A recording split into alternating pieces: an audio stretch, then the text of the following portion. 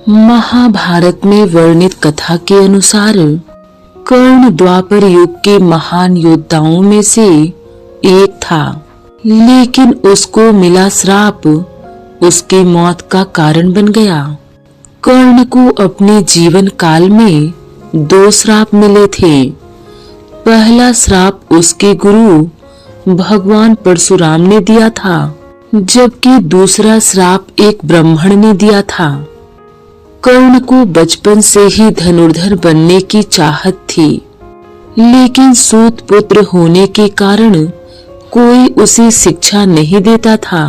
जब वह धनुर्विद्या सीखने के लिए गुरु द्रोणाचार्य के पास गया, तब गुरु द्रोणाचार्य ने भी कर्ण के सूत पुत्र होने के कारण उसे धनुर्विद्या देने से मना कर दिया।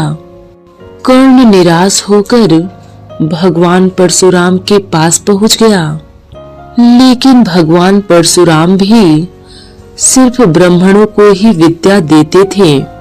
अब कर्ण किसी तरह से धनुर्विद्या सीखना चाहता था, इसलिए वह भगवान परशुराम से झूठ बोल गया कि वह ब्राह्मण है।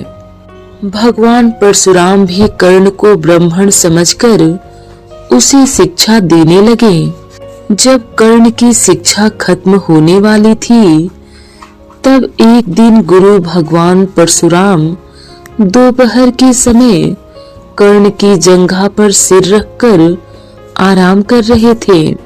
थोड़े समय बाद वहां एक बिच्छू आया जो कर्ण की जांघ पर काटने लगा। तब कर्ण ने सोचा कि अगर वह हिला या बिच्छू को हटाने की कोशिश की तो गुरु परशुराम की नींद टूट जाएगी। इसलिए कर्ण ने बिच्छू को हटाने की बजाय उसे डंक मारने दिया। कर्ण काफी समय तक बिच्छू के डंक से होने वाले दर्द को सहता रहा। फिर जब कुछ समय बाद गुरु परशुराम नींद से उठे, तो उन्होंने देखा कि कर्ण की जांघ से खून बह रहा है। यह देखकर भगवान परशुराम गुस्से से कहने लगे कि इतनी सहनशीलता सिर्फ किसी क्षत्रिय में ही हो सकती है। तुमने मुझसे झूठ बोलकर ज्ञान हासिल किया है, इसलिए मैं तुम्हें श्राप देता हूँ कि जब भी तुम्हें मेरी दी हुई विद्या की सबसे ज्यादा जरूरत होगी, उस समय वह काम नहीं आएगी। इससे निराश होकर कर्ण अपने गुरु से कहने लगा कि वह स्वयं नहीं जानता कि वह किस वंश और कुल का है। ऐसे में वह सारी बातें अपने गुरु परशुराम को बताने लगा। यह जानने के बाद भगवान परशुराम को श्राप देने पर पछतावा होने लगा, लेकिन दिया हुआ श्राप वापस नहीं लिया जा सकता था। इसलिए भगवान परशुराम ने अपना विजय धनुष कर्ण को वरदान के रूप में दे दिया। इसके बाद कर्ण ने भगवान परशुराम के आश्रम से विदा लिया। इस घटना के कुछ वर्षों बाद एक दिन कर्ण जंगल में किसी अत्याचारी राक्षस का पीछा कर रहा था। वह राक्षस को निशाना बनाते हुए उसे मारने के लिए बाण चला रहा था, लेकिन राक्षस अचानक गायब हो गया और बाण दलदल में फंसी एक गाय को जा लगा। बाण लगने से गाय की वही मौत हो गई।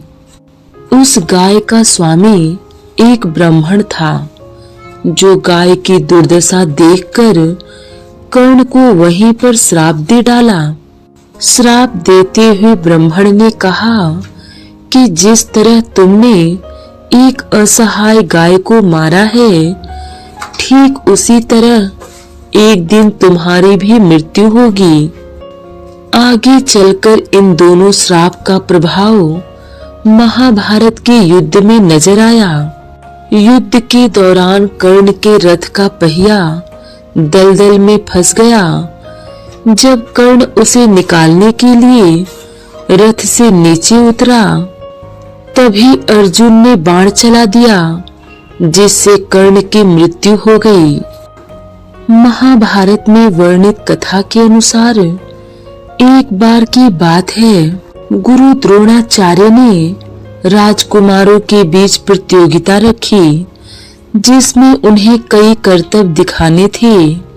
इस प्रतियोगिता में भाग लेने कौरवों और पांडवों के अलावा दूर दूर के राज्यों से भी राजकुमार आए थे। इस प्रतियोगिता में अर्जुन ने बहुत अच्छा प्रदर्शन किया, लेकिन तभी वहां कर्ण आ गया। कर्ण ने वो सारे करतब कर दिखाए जो अर्जुन कर चुका था। इसके बाद कर्ण ने अर्जुन को मुकाबले के लिए ललकारा, लेकिन गुरु द्रोणाचार्य ने इस मुकाबले के लिए मना कर दिया, क्योंकि कर्ण कोई राजकुमार नहीं था और वह प्रतियोगिता राजकुमारों के बीच थी। वही दुर्योधन नहीं चाहता था कि यह प्रतियोगिता अर्जुन जीत जाए, इसलिए दुर्योधन ने कर्ण को अंग देश का राज्य सौंप दिया और उसे अंगराज घोषित कर दिया। इस तरह दुर्योधन ने कर्ण को अर्जुन से मुकाबला करने की योग्यता दी। इस घटना के बाद कर्ण सदा दुर्योधन का आभारी रहा और उसे अपना परम मित्र मानने लगा। कर्ण ने हमेशा दुर्योधन की मदद की और एक ईमानदार साथी का फर्ज निभाया। कर्ण बहुत वीर था, इसलिए वह दुर्योधन को योद्धा की तरह लड़ने की शिक्षा देता था। दुर्योधन जब भी अपने मामा शकुनी के बहकावे में आकर पांडवों को धोखा देने की सोचता, तो कर्ण उसे कायर कहकर धिक्कार देता था। एक बार दुर्योधन ने जब पांडवों को जलाकर मारने के लिए लाक्षागृह का निर्माण करवाया, तब कर्ण को यह बात बहुत बुरी लगी। कर्ण ने कहा, दुर्योधन, तुम्हें युद्ध के मैदान में अपनी वीरता का प्रदर्शन करना चाहिए, न कि छल कपट करके अपनी कायरता का प्रदर्शन करना चाहिए। कर्ण ने हमेशा मुसीबत में फंसे दुर्योधन का साथ दिया। दुर्योधन चित्रांगद की राजकुमारी से विवाह करना चाहता था, लेकिन राजकुमारी ने उसे स्वयंवर में अस्वीकार कर दिया था। दुर्योधन तिल मिलाकर राजकुमारी को जबरदस्ती उठा लाया। अन्य राजा दुर्योधन के पीछे भागे। वो दुर्योधन को मार देना चाहते थे। यहाँ भी कर्ण ने दुर्योधन की मदद की और सभी राजाओं को परास्त कर दिया। महाभारत में ऐसी कई घटनाएं हैं जो साबित करती हैं कि कर्ण एक वीर योद्धा और दुर्योधन का वफादार साथी था।